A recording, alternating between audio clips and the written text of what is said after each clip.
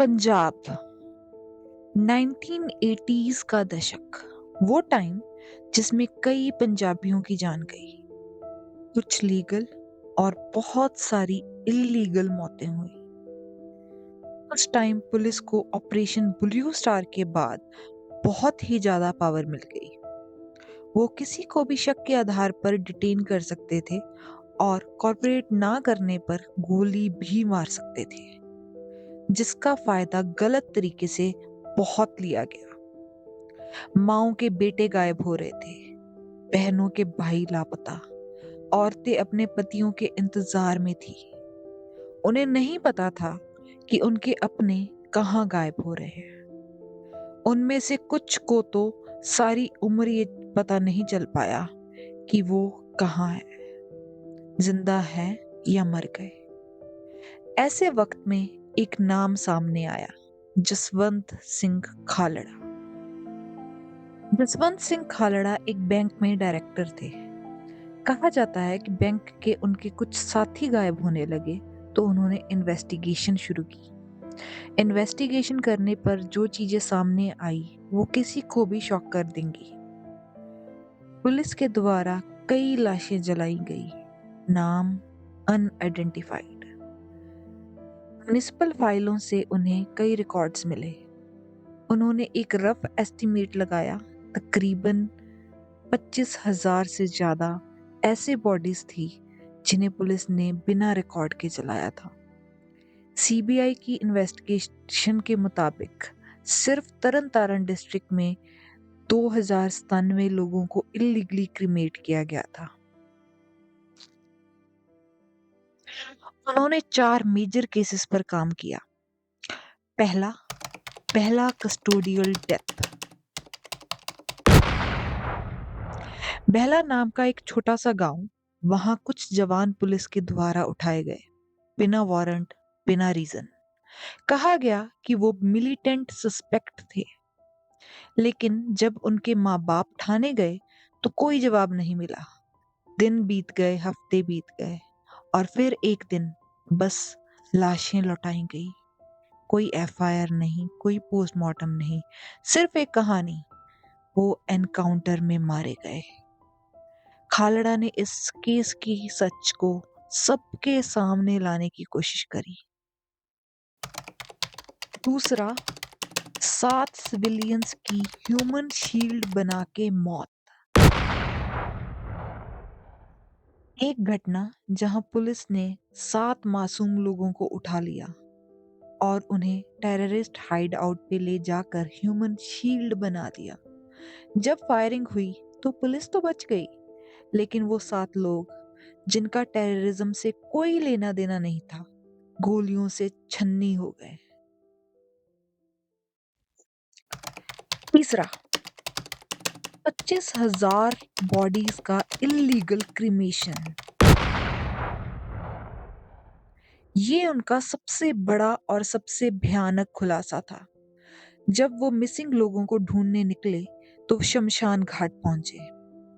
वहां पर जब अनक्लेम्ड बॉडीज को जलाया जाता है तो उनका रिकॉर्ड रखा जाता है। यही रिकॉर्ड खालड़ा ने देखा, और उस रिकॉर्ड में ये भी मेंशन था कि कौन सा पुलिस ऑफिसर ने किस दिन कितनी लाशें डिपॉजिट करवाई हैं। वहां लिखा था unidentified male age 25, unidentified female age 30, और फिर एक और फाइल, फिर एक और फिर एक और। पंजाब के अलग अलग डिस्ट्रिक्ट्स में उन्हें मल्टीपल फाइल्स मिली और उनकी लिस्ट 25,000 पार कर गई। पुलिस ने बिना रिकॉर्ड, बिना परिवार के जानने के इन लाशों को बर्न कर दिया था, शायद सबूत मिटाने के लिए, शायद सिस्टम के पापों को ढकने के लिए। और सबसे दर्दनाक बात, आज भी उनमें से कई माँ बाप घर के दरवाजे की ओर देखते हैं, समझ नहीं पाते उनका बेटा लापता है या चिता में जला दिया गया। चौथा, 2000 ऐसे पुलिस ऑफिसर्स की हत्या जिन्होंने अपने सीनियर ऑफिसर्स का घिनौने कामों में साथ देने से इनकार कर दिया। इससे हमें ये पता चलता है कि कुछ नेक दिल ऑफिसर्स भी थे, पर उनको भी दबा दिया गया। जसवंत सिंह खालड़ा इन सब को डॉक्यूमेंट करना चाहते थे। वो चाहते थे कि जिन घरों से बेटे गायब हुए हैं, वो अब भी इंतजार कर रहे हैं, उन्हें एटलीस्ट एक क्लोजर मिल जाए। उन्हें जानकारी हो कि उनके बेटे जिंदा हैं या मर गए। परिवार के किसी मेंबर की डेथ हो जाना ही बहुत बड़े दुख की बात होती है, पर कई सालों तक पता ही ना होना कि वो कभी वापस आएंगे या नहीं, ये दुख तो शायद हम इमेजिन भी नहीं कर सकते। चाहे बुरी खबर ही सही, खालड़ा साहब उन माओं को बताना चाहते थे कि उनके बेटों के साथ क्या हुआ। उन्होंने सरकार के दरवाजे खटखटाए ताकि वो एक लिस्ट तैयार कर सकें, बेनाम लाशों को नाम दे सकें। जब उन्होंने आवाज उठाई ये पूछने के लिए कि मिसिंग लोग कहाँ हैं, केपीएस गिल, जो कि उस टाइम के डीजीपी थे, उनसे जवाब मिला कि वो मिसिंग लोग कनाडा अमेरिका भाग गए हैं। वेल, अगर मिसिंग लोग विदेश भाग गए हैं तो वो 25,000 अनआइडेंटिफाइड लाशें किनकी थी? जसवंत सिंह खालड़ा चुप होने वालों में से नहीं थे। लोगों को जागरूक करवाया उन्होंने, कनाडा जाकर स्पीचेस भी दी, लेकिन सिस्टम को उन्हें चुप कराना था, क्योंकि खालड़ा साहब सरकार की नाकामी को बेपर्दा कर रहे थे। 6 सितंबर 1995 को उनको पुलिस ने उठा लिया। बाद में विटनेस होने के बावजूद पुलिस ने डिनाई कर दिया कि उन्होंने जसवंत सिंह खालड़ा को गिरफ्तार नहीं किया और उन्हें नहीं पता कि वो कहाँ है। 1996 में सीबीआई जांच में ये कंफर्म हुआ कि उन्हें पुलिस स्टेशन ले जाया गया और वहीं पर उन्हें मार दिया गया। जसवंत सिंह खालड़ा का नाम आज भी उन लोगों की उम्मीद है जिनके अपने पंजाब के अंधेरे में गायब हो गए। 2017 में कैलिफोर्निया के फ्रेस्नो शहर ने एक पार्क का नाम उनके नाम पर रखा, जसवंत सिंह खालड़ा पार्क।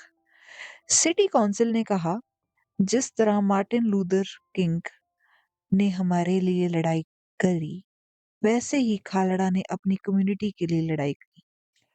2025 में उनकी जिंदगी पर बेस्ड फिल्म पंजाब 95, जिसमें दिलजीत दोसांझ उनका किरदार निभा रहे हैं, रिलीज होने वाली थी, लेकिन सेंसरशिप और पॉलिटिकल प्रेशर के चलते फिल्म अभी तक रिलीज नहीं हो पाई है।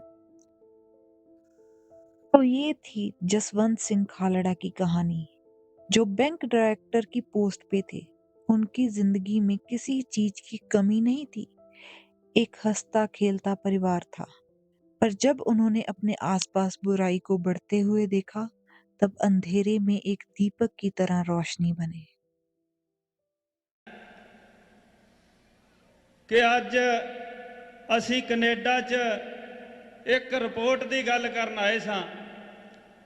वो रिपोर्ट जो पिछले 10 सालों की जबर की एक कहानी नूं बयान करती है। तो उस रिपोर्ट नूं जद असी शुरू करन लगे सां, उस तो पहला साडे कोल सैकड़े रिपोर्टां सीगियां, पर एक सवाल सी जिहड़ा उन्हां रिपोर्टां चों सानू कोई जवाब नहीं सी दे रहा। वो सवाल ये सी कि हज़ारां मावां अपने पुत्तां नूं उड़ीक रहीआं ने, चाहे कईयां नूं पता है कि पुत हुण इस दुनिया ते जरवानिया नहीं छड्डिया, पर मां दा दिल ऐसा हुंदा है कि वो पुत की लाश देख के भी यकीन नहीं करती कि वह पुत उन्होंने छड्ड गया। ते जिन्ना मावां ने अपने जायां दियां लाशां भी नहीं सी देखियां, ਉਹ ਸਾਡੇ ਤੇ ਸਵਾਲ ਕਰ ਰਹੀਆਂ ਸੀ ਕਿ ਇੰਨਾ ਤਾਂ ਪਤਾ ਕਰ ਦਿਓ ਕਿ ਸਾਡਾ ਪੁੱਤ ਹੈ ਵੀ ਕਿ ਨਹੀਂ। ਉਹਨਾਂ ਭੈਣਾਂ ਦੇ ਵੀਰ, ਉਹਨਾਂ ਭੈਣਾਂ ਦੇ ਹੱਥਾਂ 'ਚ ਫੜੀਆਂ ਰੱਖੜੀਆਂ ਵੀਰਾਂ ਨੂੰ ਢੀਕ ਰਹੀਆਂ ਸੀ। ਕਈ ਬੀਬੀਆਂ ਭੈਣਾਂ ਸਾਡੀਆਂ ਅਸੀਂ ਘਰੋਂ ਤੋਰਨ ਲਈ ਰੋਕੀ ਖੜੇ ਸਾਂ, ਕਿਉਂਕਿ ਜਿਨ੍ਹਾਂ ਨਾਲ ਮੰਗੀਆਂ ਸੀ, ਜਿਨ੍ਹਾਂ ਨਾਲ ਵਿਆਹੁਣੀਆਂ ਸੀ, ਪੁਲਿਸ ਨੇ ਚੁੱਕਿਆ। ਸਾਨੂੰ ਪਤਾ ਨਹੀਂ, ਸਾਡੀ ਰਵਾਇਤ ਹੈ ਕਿ ਸਾਡੀ ਧੀ ਉਹਦੀ ਹੈ, ਲੇਕਿਨ ਪਤਾ ਨਹੀਂ ਉਹ ਆਊਗਾ ਕਿ ਨਹੀਂ। ਇਸ ਕਹਾਣੀ ਨੂੰ ਜਦੋਂ ਅਸੀਂ ਸ਼ੁਰੂ ਕੀਤਾ ਤਾਂ ਪਹਿਲਾਂ ਤਾਂ ਅਸੀਂ ਇਸ ਗੱਲ ਤੇ ਅੰਕੜੇ ਇਕੱਠੇ ਕੀਤੇ ਕਿ ਕਿੰਨੇ ਪੁੱਤ, ਕਿੰਨੇ ਭਰਾ, ਕਿੰਨੇ ਪਤੀ ਤੇ ਕਿੰਨੇ ਬੱਚੇ ਲਾਪਤਾ ਨੇ। ਪਰ ਜਦੋਂ ਅਸੀਂ ਇਸ ਵਿਸ਼ੇ ਤੇ ਗੱਲ ਸ਼ੁਰੂ ਕੀਤੀ ਤਾਂ ਅਨੇਕਾਂ ਮਾਵਾਂ, ਅਨੇਕਾਂ ਭੈਣਾਂ ਇਹ ਗੱਲ ਕਹਿਣ ਲਈ ਤਿਆਰ ਨਹੀਂ ਸੀ। ਉਹ ਕਹਿੰਦੀਆਂ ਸੀ, ਪੁੱਤ ਜੇ ਗੱਲ ਤੁਸੀਂ ਗਾਂਹ ਕਰ ਦਿੱਤੀ, ਸਾਡਾ ਪੁੱਤ ਜਿੰਦਾ ਹੈ ਅਜੇ, ਉਹ ਮਾਰ ਦੇਣਗੇ, ਤੁਸੀਂ ਗੱਲ ਨਾ ਕਰਿਓ, ਅਸੀਂ ਤੁਹਾਨੂੰ ਵੀ ਨਹੀਂ ਦੱਸਣਾ। ਤਾਂ ਅਸੀਂ ਇੱਕ ਰਫ ਜਿਹਾ ਐਸਟੀਮੇਟ ਦੁਨੀਆ ਦੇ ਸਾਹਮਣੇ ਰੱਖਿਆ ਕਿ ਇਕੱਲੇ ਅੰਮ੍ਰਿਤਸਰ ਜ਼ਿਲ੍ਹੇ 'ਚ 2000 ਬੱਚੇ ਲਾਪਤਾ ਹੈ। ਸਰਕਾਰ ਸਾਨੂੰ ਦੱਸੇ ਕਿ ਉਹ ਕਿੱਥੇ ਨੇ। ਸਰਕਾਰ ਚੁੱਪ ਸੀ। ਅਸੀਂ ਫਿਰ ਕੁਝ ਪਰਿਵਾਰਾਂ ਵੱਲੋਂ ਹਾਈ ਕੋਰਟ 'ਚ ਪਟੀਸ਼ਨਾਂ ਕਰਾਈਆਂ ਕਿ ਦੱਸੋ ਇਹ ਬੱਚੇ ਕਿੱਥੇ ਨੇ। ਤਾਂ ਸਰਕਾਰ ਨੇ ਹਲਫੀਆ ਬਿਆਨ ਦਿੱਤੇ ਕਿ ਅਸੀਂ ਇਹਨਾਂ ਬੱਚਿਆਂ ਨੂੰ ਜਾਣਦੇ ਹੀ ਨਹੀਂ।